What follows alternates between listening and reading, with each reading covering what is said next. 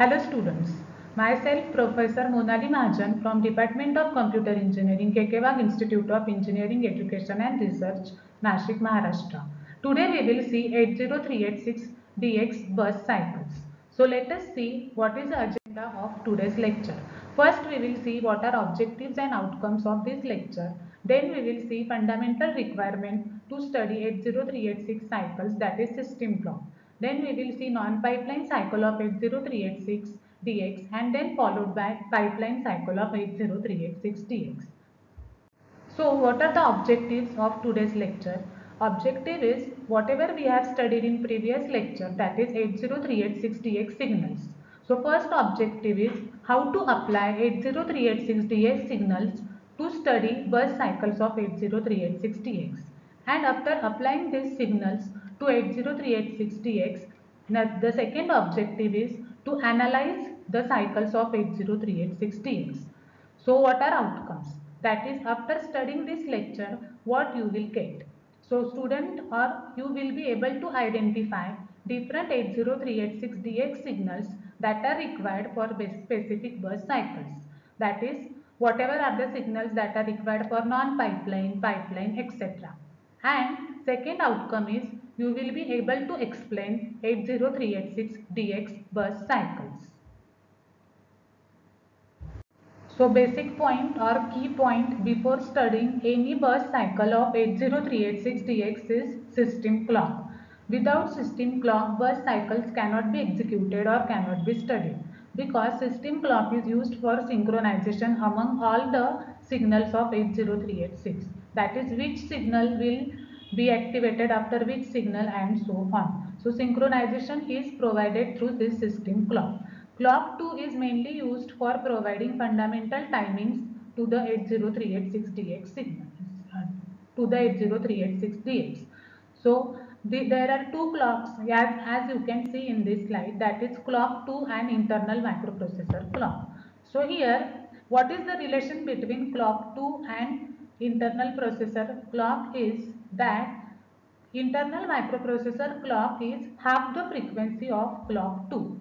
So as we can see here, that is this clock is half the frequency of the clock 2. So I have shown here, that is how the relation is there between clock 2 and frequency clock 2 and microprocessor clock. Okay. Now, after studying the system clock, that is prerequisite required, that is to study 80386 DX bus cycles. Now we will study two types of bus cycles, pipeline and non-pipeline. If you observe previous university question papers, then most of the time the question are asked on this pipeline and non-pipeline bus cycle. What is the difference in this pipeline or non-pipeline cycle is the differentiable factor is NA input, that is next address. So whenever NA bar is active, the pipeline cycle is enabled. So NA bar is active low, and whenever it is active, then the pipeline bus cycle is enabled. And for non-pipeline bus cycle, NA bar is always high. Which are the another signals that are required for these cycles is whenever the address pipeline is selected, the address and its definition of the next cycle are available before the current cycle. So which are the another signals that are required for studying this cycle is BE0 to BE3 bar, that is byte enable, then address bus, WR bar, DR C bar and MIO bar. What is BE0 bar to BE3 bar? That is used to select the type of data bus, that is D0 to D7, D8 to D15 and so on. Now whenever the bus cycles are executed, address should be available on the address bus. So A2 to A31 is used to carry the valid address. WR bar, if it is 1, then the write cycle is selected, and if it is 0, then the read cycle is selected. D or C bar, if it is 1, then the data bus or data cycle, and if it is 0, then the control cycle or the control signals. And MIO bar is used to differentiate the type of cycle, whether it is memory or input output. So if MIO bar is 1, then it is memory cycle, and if MIO bar is 0, then the input output cycle. So which are the whatever are the important signals that are required for 80386 bus cycles that we have studied.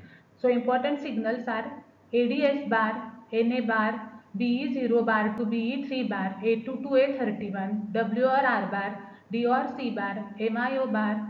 Then another signals that are required are data bus, that is D0 to D31.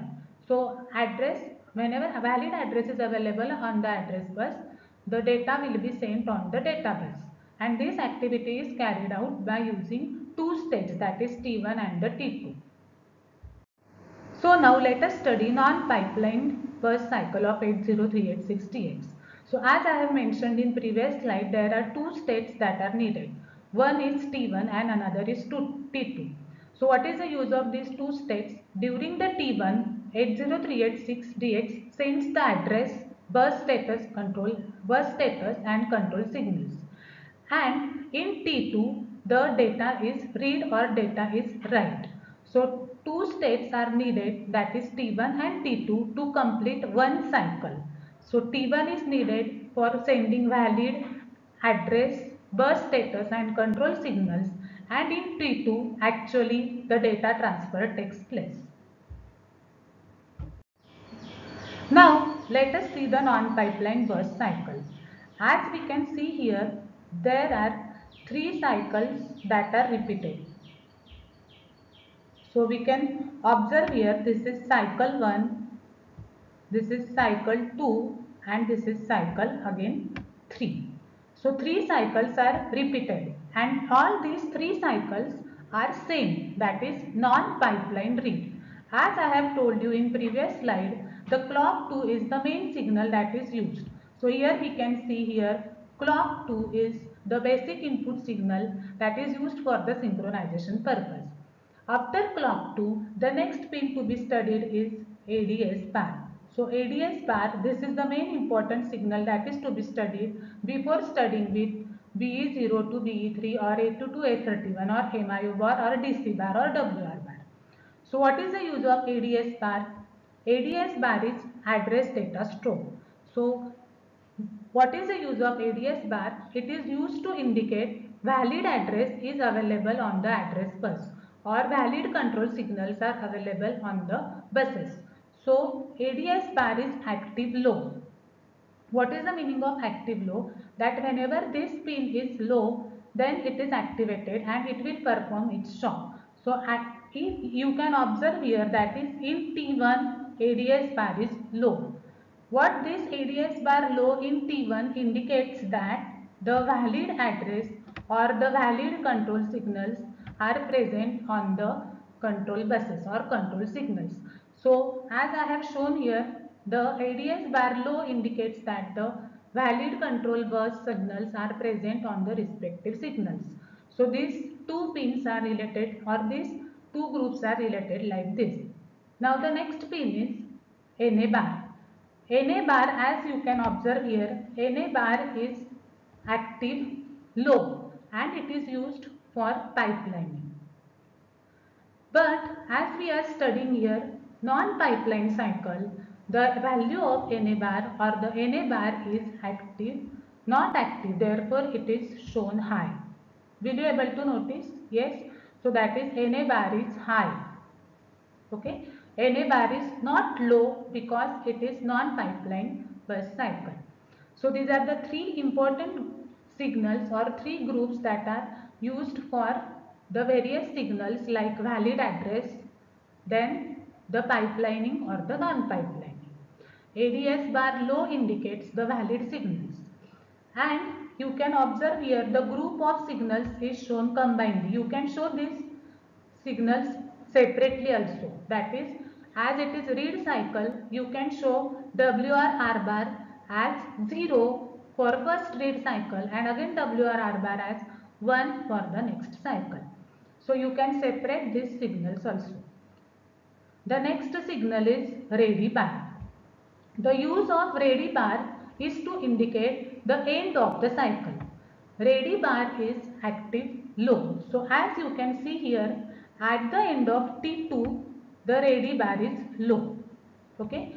What that indicates that this cycle is ended. So T2, at the end of T2, ready bar is low, which indicates end of the cycle. Lock bar. Lock bar is used to take the control of the system bus or to give the control of the system bus to the processor. Now, as the processor is using its buses, therefore, it will not give its control to the other bus, and hence the lock bar pin or lock bar signals are valid in respective cycles, as you can observe over here. And the last and the very important pin is data bus. Data bus of 80386DX is bidirectional and it is 32 bit in length. So here D0 to D31, that is 32 bit of data bus is shown, and you can observe here at the end of T2 the data is in. So this is whatever I have mentioned in previous slides also, that is during the T1 the address is valid on the address bus, and during the T2 the data is available. So at the end of T2 the data is in. Okay, so in T1 the address is placed on the address bus, and in T2 the data is available on the data bus. Now what is this in 1, in 2 and in 3? These are the data that are read during respective cycles. That is, for cycle 1 the data is in 1, for cycle 2 the data is in 2, and for cycle 3 the data is in 3. I have told you in very first point that the 3 cycles are there, cycle 1, cycle 2 and cycle 3, and these are the respective data of cycle 1, cycle 2 and cycle 3. So this is about non-pipeline bus cycle. Now we have already studied non-pipeline bus cycle. Now we will see pipeline bus cycle.